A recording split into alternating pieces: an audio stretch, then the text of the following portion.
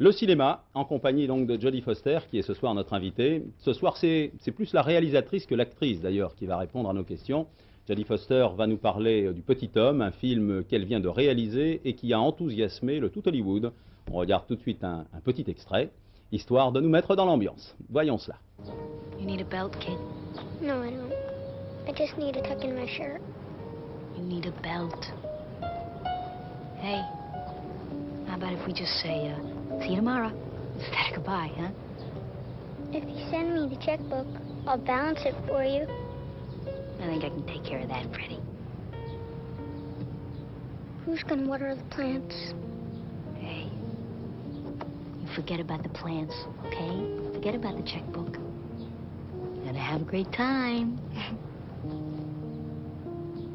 So are you.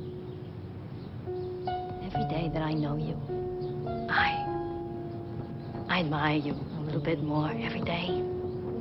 Every day I say to myself, this little kid is exactly the kind of person I want to be. I mean, let's face it, you're the best thing that ever happened to me. So don't worry so much, okay?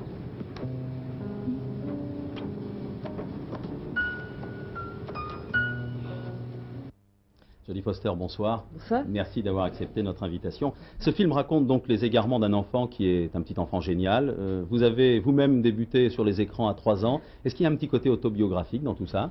Est-ce que vous vous retrouvez quelque part? Oui, un petit peu, parce que j'ai vécu quand même une vie, entre guillemets, pas normale, mais je n'étais pas un surdoué, je n'étais pas plus intelligent que les autres, j'étais seulement dans un métier assez prodige, quoi. Alors comment ça s'est passé avec le petit garçon? Je suppose que vous l'avez épié, vous l'avez aidé, ça a dû vous rappeler des tas de souvenirs, non? Ouais, c'est vrai, ça fait quand même 25 ans que je suis devant les caméras, alors j'ai pu quand même lui donner un petit peu d'expérience, mais finalement j'ai trouvé que lui, il travaillait du même façon que moi. Il était très naturel dans le fond. Exactement. Ouais. Qu'est-ce que vous pensez du phénomène des enfants stars aux États-Unis? Je vous pose la question parce qu'il y a plus d'enfants stars aux États-Unis, vous êtes bien placé pour le savoir, que chez nous. Comment ça se passe? Oui, enfin, il faut dire que j'ai dû être une quand j'étais petite. Oui.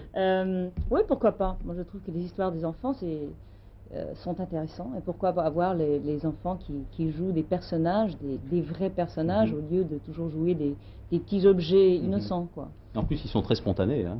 Oui, c'est vrai. Oui. Ça passe bien. Alors désormais, vous êtes à la fois donc actrice et réalisatrice. Qu'est-ce qui vous tient le plus à cœur en ce moment là? Sur le plateau, vous êtes d'abord réalisatrice ce soir. Oui, enfin, je pourrais jamais choisir entre les deux, certainement pas. C'est vrai que ça prend deux parties très différentes de la personnalité. Une partie, celui du réalisateur, qui est l'intelligence, l'analyse, tout ce qui est ordre, ordonné, forme. Et puis l'autre partie qui est plus spontanée, c'est vraiment la partie de l'actrice qui est enfin la danse, quoi. Ouais. Je suppose qu'on vous apporte beaucoup de papiers, beaucoup de scénarios. Qu'est-ce qui fait que vous craquez pour un film plutôt que pour un autre? Aussi bien d'ailleurs comme actrice que comme réalisatrice. C'est la vérité, finalement. Si ça sonne faux, j'arrive pas à le faire. Ouais. Il faut qu'il y ait de l'émotion et de la vérité alors.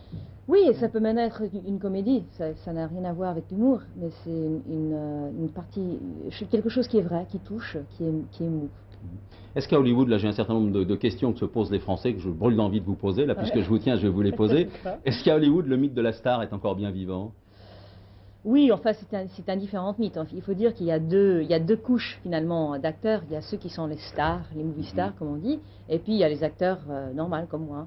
Et vous êtes quand même un peu au-dessus de la moyenne, hein. Quand on a eu un Oscar, je crois quand même pas Madame Tout le Monde, non? Oui, mais je pense que c'est un petit peu différent. Je pense que je suis reconnue pour mon travail et pour les personnages dont j'ai joué, et pas tellement parce que je porte un jean et je me mets sur les journaux. Ouais. C'est un petit peu différent. Parlez-moi du Silence des agneaux. Là, vous êtes nominé, je crois, non, je ne sais pas si on dit comme ça aux États-Unis, vous êtes nommé, vous êtes en cause pour les Golden Globes aux États-Unis, hein, pour votre rôle. Et là, vous incarnez une héroïne. Qu'est-ce qui vous a séduit dans le personnage? C'est le côté un peu mythologique du héros? Oui, et certainement, c'est la première fois dans le cinéma américain, je pense, c'est la première fois qu'une femme partage le mythe de l'héros, hein. Normalement, c'est seulement les hommes qui vont dans les forêts de l'expérience rencontrer les démons.